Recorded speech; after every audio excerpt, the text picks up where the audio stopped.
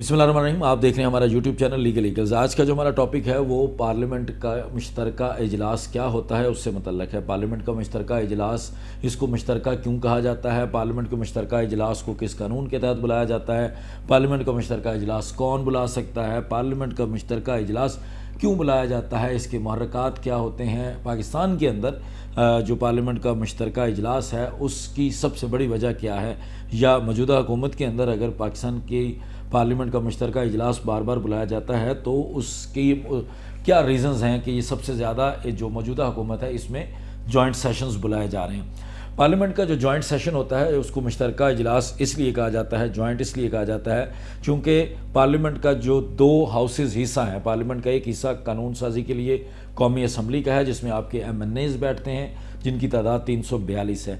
दूसरा हिस्सा पार्लियामेंट का जिसको अपर हाउस कहा जाता है वो सेनेट ऑफ पाकिस्तान है, जिसको पाकिस्तान की ऐवान बाला के तौर पे जाना जाता है। पाकिस्तान की ऐवान बाला के टोटल मेंबर जो हैं वो कुल तादाद उनकी 104 होती है। तमाम सूबों की और फेडरेटिंग यूनिट्स जो होते हैं पाकिस्तान के, जिसमें फाटा भी अब शामिल है, उनकी इक्वल नुमाइंदगी होती है। वहाँ से लोगों को लाया जाता है सूबों की नुमाइंदगी करने के लिए सेनेट के अंदर। अब पार्लियामेंट का मुश्तरका इजलास इसको इसलिए कहा जाता है कि जब ये दोनों हाउसेज मिल के कोई इजलास बुलाते हैं जिसमें नेशनल असम्बली भी होती है, सेनेट भी होता है, तो उसको मुश्तरका इजलास कहा जाता है। अब आते हैं मुश्तरका इजलास के कानून से मुतल्लिक। पाकिस्तान के अंदर मुश्तरका इजलास जिस कानून के तहत बुलाया जाता है वो आईन पाकिस्तान है। आईन पाकिस्तान के आर्टिकल 54 के तहत सदर पाकिस्तान के पास ये इख्तियार है कि वो जब चाहे, जितनी दफ़ा चाहे, वो पार्लियामेंट का मुश्तरका इजलास बुला सकता है। जब कभी भी प्रेसिडेंट चाहे, इसमें कोई कदगन नहीं है, कोई टाइम लिमिट नहीं है, कोई पाबंदी नहीं है कि कितनी देर के बाद ही सदर पाकिस्तान बुला सकता है और टोटल हुकूमत के टाइम के अंदर कितनी दफ़ा बुला सकता है, इसमें कोई पाबंदी नहीं है।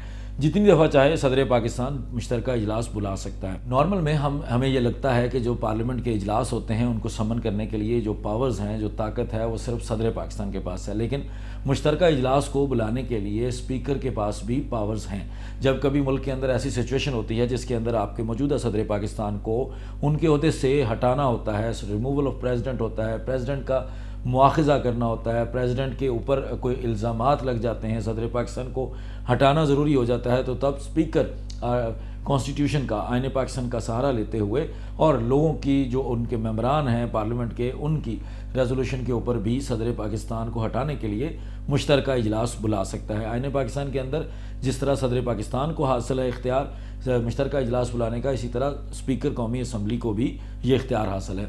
अब जब भी जो मुश्तरका इजलास बुलाया जाता है उसकी सदारत जो नॉर्मल आम बंदे के जहन में आता है कि अगर दो इजलास इकट्ठे हों, दोनों हाउसेज़ का इजलास इकट्ठा हो तो यकीनी तौर पर जो ऐवान बाला होगा उसको सदारत करनी चाहिए, लेकिन ऐसा नहीं है। पार्लियामेंट के मुश्तरका इजलास की सदारत स्पीकर को सौंपी जाती है क्योंकि ये इजलास जो है वो कौमी असम्बली के हॉल के अंदर होता है, जो एक बड़ा हॉल है, उसके अंदर इन तमाम लोगों को बुलाया जाता है। इसलिए जब ये सदर पाकिस्तान मुश्तरका इजलास बुलाते हैं तो इसकी सदारत स्पीकर कौमी असम्बली के हवाले की जाती है। वही इसको रेगुलेट करते हैं, वही प्रिजाइडिंग चेयर के ऊपर बैठकर इसको कंट्रोल करते हैं।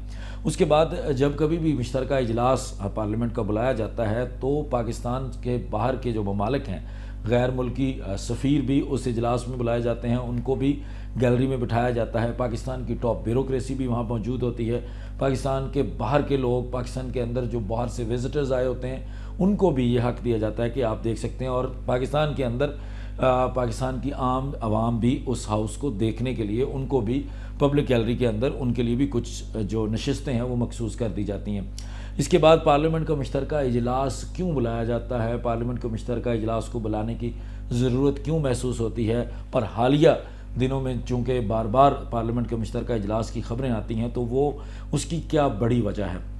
सबसे पहले तो पार्लियामेंट का मुश्तरका इजलास बुलाने का मकसद, इसको बनाने का मकसद, इस तरह की रूल ऑफ बिज़नेस जो पाकिस्तान के जिनके तहत पार्लियामेंट चलती है उसके अंदर ये चीज़ें क्यों शामिल की गई। जब भी मुल्क के अंदर कोई बड़ा मसला हो, मुल्क के अंदर कोई एमरजेंसी की सिचुएशन हो, मुल्क के अंदर कोई ऐसा कोई इशू आ गया है जिसको बहुत ज़्यादा, जिसके ऊपर डिस्कस करने की ज़रूरत है, आवाम के नुमाइंदों से उसके ऊपर मशावरत ज़रूरी होती है, तो पार्लियामेंट का मुश्तरका इजलास बुलाया जाता है। पार्लियामेंट के मुश्तरका इजलास को बुलाने का मकसद पाकिस्तान की फलाह बहबूद के लिए, पाकिस्तान के लिए, जो पाकिस्तान के नुमाइंदगान हैं, पाकिस्तान की आवाम को रिप्रेजेंट करते हैं, कौमी असम्बली और सेनेट में सूबों की जो नुमाइंदगी करते हैं लोग, सेनेटर्स जो होते हैं, उनको इसलिए इकट्ठा किया जाता है कि पाकिस्तान के इस इशू को डिस्कस किया जाए, इस मसले का हल निकाला जाए।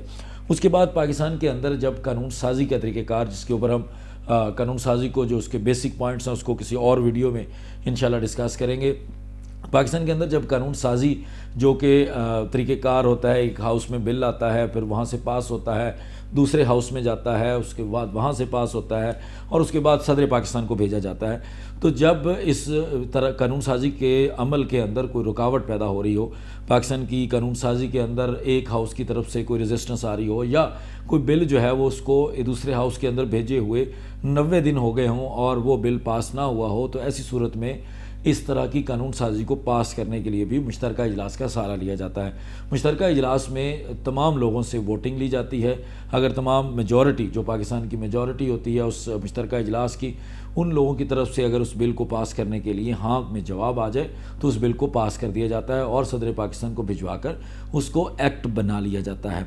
इस तरह पाकिस्तान की जब भी पार्लियामेंट के अंदर मुश्तरका इजलास होता है तो उसका एक कोरम होता है कि अगर इतने लोग बैठे होंगे तो ये इजलास कंटिन्यू होगा, अगर इतने लोग नहीं होंगे तो ये इजलास कंटिन्यू नहीं करेगा। पार्लियामेंट की मुश्तरका इजलास का जो कोरम है वो टोटल 1/4 लोग जो हैं वो मौजूद होने चाहिए। अगर 100 लोग हैं तो उसमें से 25 लोग मौजूद होने चाहिए। अगर 25 लोग मौजूद होंगे तो वो जॉइंट सेशन या मुश्तरका इजलास जो है वो चल सकेगा। अगर उससे कोरम से कम होगा तो एक दफ़ा घंटियाँ बजाकर लोगों को बुलाया जाएगा। अगर कोई नहीं आएगा इजलास के अंदर तो उस इजलास को मौखर कर दिया जाएगा, वो इजलास नहीं हो सकेगा क्योंकि उसका कोरम पूरा नहीं है पाकिस्तान के जो पार्लियामेंट को चलाने के कवानीन हैं उनके मुताबिक। उसके बाद हालिया दिनों में जॉइंट सेशंस की जो बहुत ज़्यादा ख़बरें आती हैं वो क्यों बुलाया जा रहा है। पार्लियामेंट के अंदर इस वक्त जो नुमाइंदगी है कौमी असम्बली के अंदर और सेनेट के अंदर, हुकूमती जमात चूँकि कौमी असम्बली के अंदर उनकी अक्सरियत है, इसी वजह से उनका वज़ीर आज़म जो पाकिस्तान के इज़्ज़त वज़ीर आज़म इमरान खान साहब हैं वो इलेक्ट हुए हैं वज़ीर आज़म, उनकी अक्सरियत होने की वजह से। लेकिन पार्लियामेंट का जो दूसरा हाउस सेनेट, जिसको ऐवान बाला कहा जाता है, वहाँ पर हुकूमती जमात की नुमाइंदगी अक्सरियत में नहीं है, जिसकी वजह से जब कभी भी कौमी असम्बली से कोई बिल पास होने के बाद सेनेट के अंदर बिल जाता है तो वहाँ से हुकूमत वक्त को मुज़ाहमत का सामना होता है। हुकूमत वक्त का बिल वो वहाँ पर रुक जाता है चूँकि उनके पास अक्सरियत नहीं है। ये नॉर्मली बहुत कम होता है कि किसी हुकूमत की दोनों हाउसेस के अंदर अक्सरियत ना हो, और ये इस हुकूमत के साथ हो रहा है। अब चूँकि इस हुकूमत वक्त को बहुत सारे ऐसी तरमीम जो है वो लेके आए हैं उनको ऑर्डीनेंस के ज़रिए, और ऑर्डीनेंस ने 120 दिन के बाद ख़त्म हो जाना होता है, तो इनको उस कानून को बनाने की ज़रूरत महसूस हुई। तो उस कानून को बनाने के लिए बार बार मुश्तरका इजलास बुलाया जा रहा है। हाल ही में दोबारा से ख़बरें आ रही हैं कि अगले हफ्ते के सोमवार जो पीर का रोज़ है, पीर के रोज़ एक्सपेक्टेड है कि एक और मुश्तरका इजलास बुलाया जाएगा जिसके अंदर आपकी हालिया नैब की तरमीम के एक बिल को पास करवाया जाएगा। आपके जो इंटरनेशनल कोर्ट ऑफ जस्टिस की तरफ से आपको कुछ हिदायत हैं उस कानून को पास करवाया जाएगा।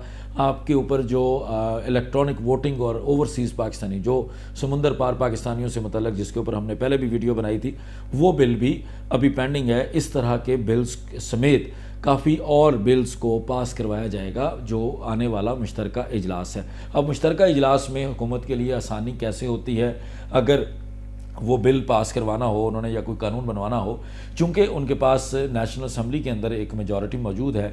और अब बिल का प्रोसेस ये होगा कि जब दोनों हाउसेस मुश्तरका तौर पर बैठेंगे तो कुल तादाद के अंदर से जो अक्सरियत होगी वो अक्सरियत जो है अगर हाँ कर देगी तो वो कानून बन जाएगा, अगर वो ना कर देगी तो नहीं बनेगा। तो ये तरीक़ेकार भी अपनाया जाता है। अब इसकी कानूनी अहमियत क्या है, या ये चीज़ कानूनी है या नहीं है, आईने पाकिस्तान के मुताबिक है या नहीं है, कि अगर आपकी अक्सरियत नहीं है किसी और हाउस में और कानून साजी को आप मुश्तरका इजलास के ज़रिए करवा रहे हैं तो क्या ये कानूनी है या नहीं। तो कानूनी तौर पर इसकी मुकम्मल इजाज़त है।